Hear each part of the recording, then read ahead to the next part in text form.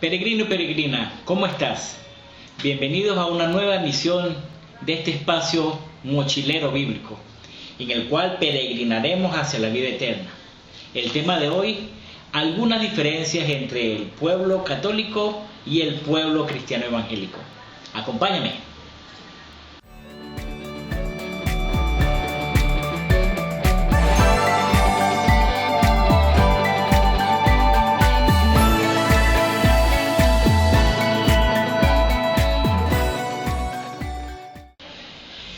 El tema de la doctrina de salvación o cómo es la salvación entre el católico y el cristiano evangélico también es una de las cosas que nos diferencia.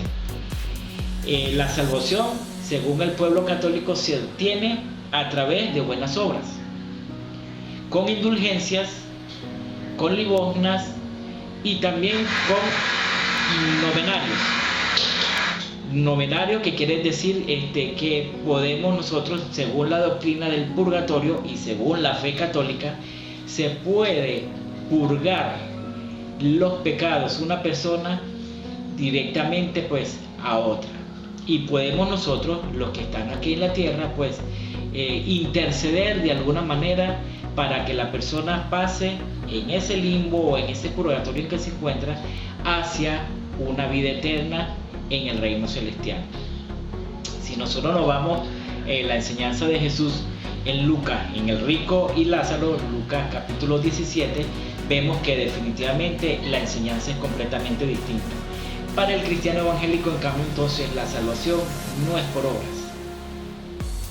Efesios capítulo 2, versos 8 al 10, dice algo que es la base de la creencia cristiana evangélica acerca de la fe. Dice Efesios 2:8: porque por gracia sois salvos por medio de la fe, y esto no es de vosotros, pues es un don, es un regalo de Dios, y no por obras, para que nadie se gloríe, nadie se jacte, pues somos hechuras suyas, creados en Dios Cristo Jesús para buenas obras, las cuales Dios mismo preparó de antemano para que anduviéramos en ellas. La base del cristiano evangélico es que somos salvos por gracia. Somos salvos por la obra redentora de Jesucristo, que murió en la cruz del Calvario para pagar nuestros pecados y asumir el rol que nosotros debíamos tomar.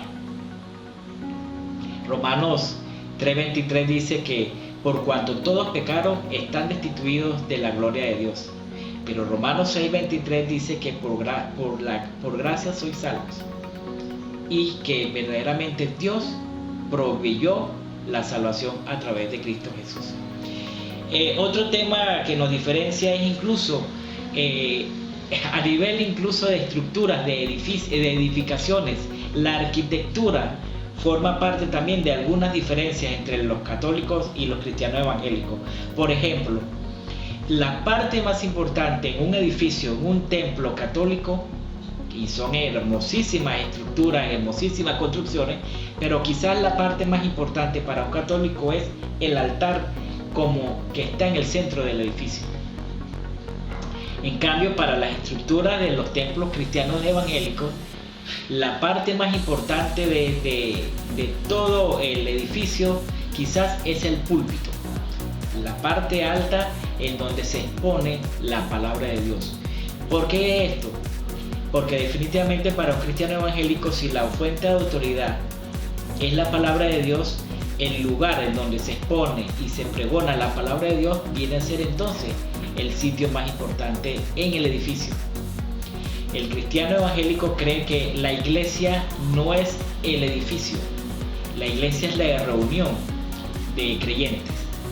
Jesucristo dijo en Mateo: donde están 2 o 3 reunidos en mi nombre, he aquí, yo estoy en medio de ellos. Es decir, he ahí una iglesia. Otra de las diferencias son los seminarios. Los seminarios católicos últimamente se han enfocado acerca de la enseñanza no solamente de la palabra de Dios y la teología, que es el estudio de Dios y de su palabra, sino que han también permeado o han introducido muchos aspectos de índole filosófica, o lo que Pablo habla acerca de las doctrinas de hombre, mientras que los seminarios y los institutos de capacitación bíblica en el pueblo cristiano evangélico, la enseñanza se centra en la teología, en el estudio de Dios, y se apoyan en varias ramas de estudio como la hermenéutica, la homilética, la exégesis. Hermenéutica es la interpretación del texto bíblico y su aplicación actual. La homilética es la exposición de la palabra de Dios en un lenguaje en donde todos puedan entenderlo, y la exégesis es lo que quiso decir Dios en el tiempo, en el espacio y cómo se mantiene. Recuerden que para nosotros los cristianos evangélicos la Biblia es irrefutable y es pertinente ayer, hoy y siempre. Jesucristo dijo: el cielo y la tierra pasarán, pero mis palabras no pasarán. Otro aspecto que nos diferencia es que por mucho tiempo la lectura de la Biblia se prohibía al pueblo católico, y de hecho las misas eran en latín. Desde la iglesia del primer siglo, en cambio, en la enseñanza cristiana evangélica se enseña como algo positivo el escudriñar la palabra de Dios, y eso lo podemos ver desde el mismo inicio de la iglesia cristiana. En Hechos capítulo 2 decían que se reunían los creyentes en las casas para compartir la enseñanza, compartir las oraciones y compartir el pan. Hechos 17:11 también nos habla de esa misma práctica desde el mismo inicio, del mismo inmediatamente de que el Señor Jesucristo ascendió a los cielos. Los apóstoles empezaron a enseñar que todos podían tener acceso al estudio de la palabra de Dios. Y quizás la diferencia más grande también que pueda haber entre el católico y el cristiano evangélico es el culto y la veneración o la adoración a la Virgen María. De este tema vamos a estar exponiendo más adelante también, con algunas bases y algunas enseñanzas, tanto buscadas en el canon católico y con enseñanza católica, y lo que creemos nosotros en la Biblia, y cuál es la función y el rol de cada uno. Pero básicamente, para que podamos cerrar estas diferencias entre el católico y el evangélico, es el culto y a la adoración a la Virgen María. Los católicos creen que la Virgen María es la madre de Dios. De hecho, eso ha sido un dogma que se decidió que verdaderamente fuese así, que se venerara a María en el 375 después de Cristo. Y en el 431 después de Cristo fue que en un concilio se decidió que María era la madre de Dios y por ende debía tener reverencia y adoración. También se habla de que es comediadora ante Dios e intercesora de los hombres.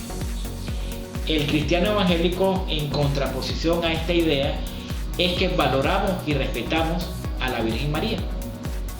De hecho, creemos que ha sido la mujer más importante en toda la historia, porque en toda la historia, y recuerden que Dios está por encima del tiempo y del espacio, Dios decidió escoger a esa mujer excepcional para darle vida a su Hijo.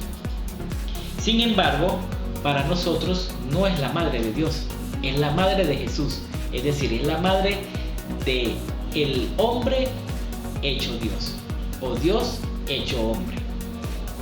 Pero es un instrumento, fue lo que Dios utilizó para darse vida a sí mismo, en rescate de nosotros. Y no es comediadora, ella hizo su papel, ella fue la que gestó en su ser el seno de Dios, verdaderamente la esencia de Dios, haciéndose la carne, y lo instruyó y lo enseñó. Pero eso fue su rol, fue el rol como madre de Jesús, el hombre. No es comediadora porque primera de Timoteo también, capítulo 2, 5, Pablo enseña a la iglesia, precisamente enseña de que hay un solo Dios y un solo mediador entre Dios y los hombres.